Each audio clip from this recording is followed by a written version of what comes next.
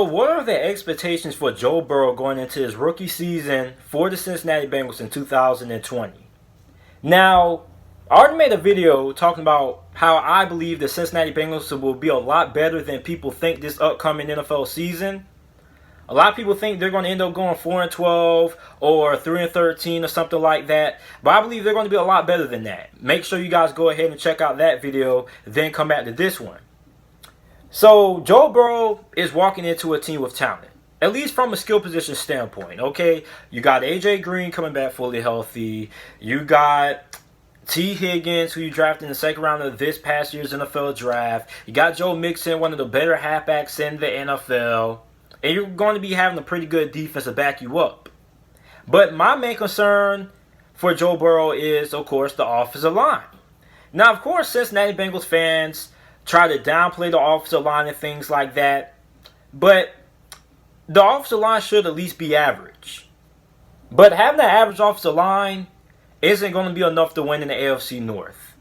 Now, a lot of Bengals fans have pretty reasonable expectations. A lot of Bengals fans feel they can win 6, 7 games, maybe 8. Now, I think best case scenario, the Cincinnati Bengals win 7 games. Worst case scenario, they win 5 games. But with Joe Burrow on your team, you're guaranteed to win at least 4 games in my opinion.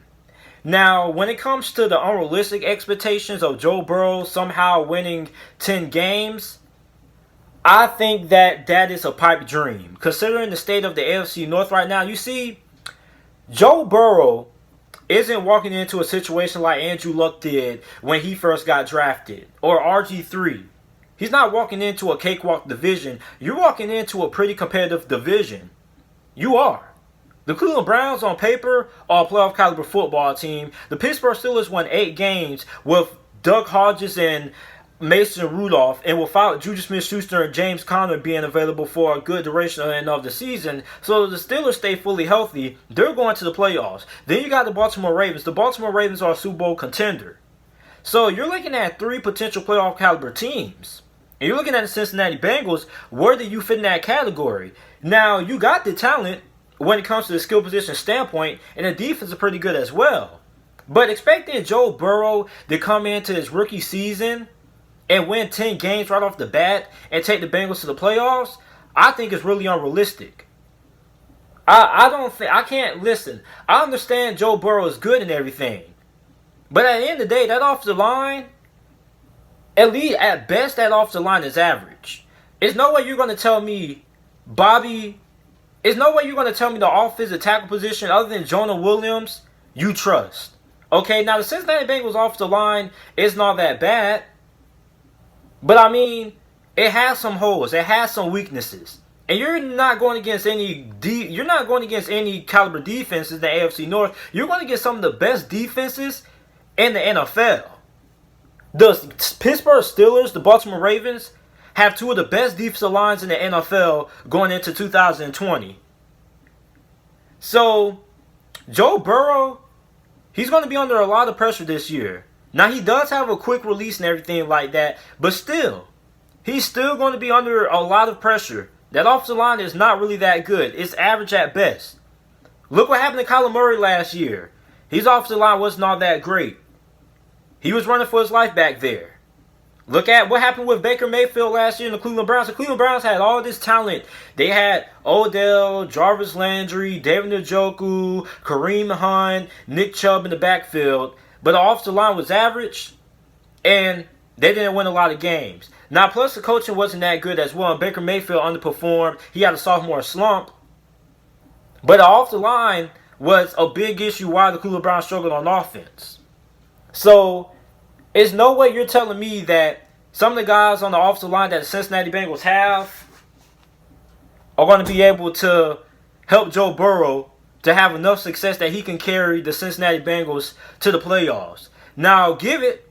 Joe Burrow is all great and everything like that. Guys like Andrew Luck took their teams to the playoffs their rookie seasons. RG3 did it. But, I mean, they were playing in weak divisions. When Andrew Luck took the Indianapolis Colts to the playoffs, despite not having all that great of an offensive line, the AFC South at the time was one of the worst divisions in football. Joe Burrow's walking into a stacked AFC North team, a stacked AFC North division. stacked teams, really great defenses, right? So although the Bengals have talent from a skill position standpoint, I don't think the offensive line is going to be quite there that I'm going to be expecting Joe Burrow to take the Cincinnati Bengals from a 2-14 team to a 10-6 team or better. Now, I think realistic expectations for the Bengals are 7 wins. Maybe they win 8. Maybe they go 6. I think worst case scenario 6-10, or worst case scenario 5-11. Best case scenario 8-8, right? Or maybe somewhere in between. Maybe 7-9 or 6-10 is a little bit more realistic. I think they could end up going 7-9, right? But expecting Joe Burrow to take the Bengals to the playoffs in this division is a pipe dream. Now, I know a lot of people are going to talk about the Cincinnati Bengals strength of schedule. Listen, strength of schedule is based on how good teams were last season. The same teams that were bad last year may be better this season. The same teams that were good last year may be bad this year. So, I mean, I think strength of schedule is a little bit overrated because the NFL is always changing. Strength of schedule is based on how good teams were last year. Now, every team gets better in the off season. Every team gets worse in the off season. So you don't really know, right? But I think a realistic expectation when it comes to a stat standpoint, a statistical standpoint, Joe Burrow, I think maybe he could end up tying the rookie passing touchdown record with Baker Mayfield. Maybe he throws 28 touchdowns this year, has 12 interceptions. Or maybe Joe Burrow throws for 25 touchdowns, 12 interceptions, 3,500 yards, somewhere between that line. But I think Joe Burrow is going to have a pretty productive rookie season. But I think unfair to him is to expect him to come in right away and take the Cincinnati Bengals to the playoffs in this division. Because this division is really tough. Really tough. It's no cakewalk. You can't go down every team and tell me that the Cincinnati Bengals are going to be better than the Browns from a talent standpoint. They're going to be better than the Steelers from a talent standpoint. And they're going to be better than the Ravens from a talent standpoint. So Joe Burrow, with him being on your roster, he automatically is going to win you 4 games. But the other wins are going to have to come from other things, right?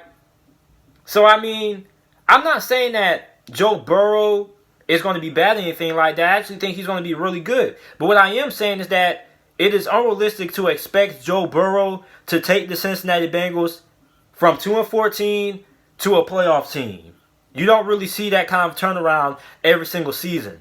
Although I think the Colts did it with Andrew Luck in his rookie season, and RG3 was able to take the Washington Redskins to the playoffs his rookie season, they were both playing in weak divisions. This is a really tough division. And I think Joe Burrow, although he will have success this year, he's going to be in for a pretty long rookie season. That offensive line, just in my opinion, isn't really cut to win in the AFC North. And I know a lot of people are going to be like, oh, we got better, we got all these guys and things like that. You see, the offensive line for the Bengals is going to be average at best.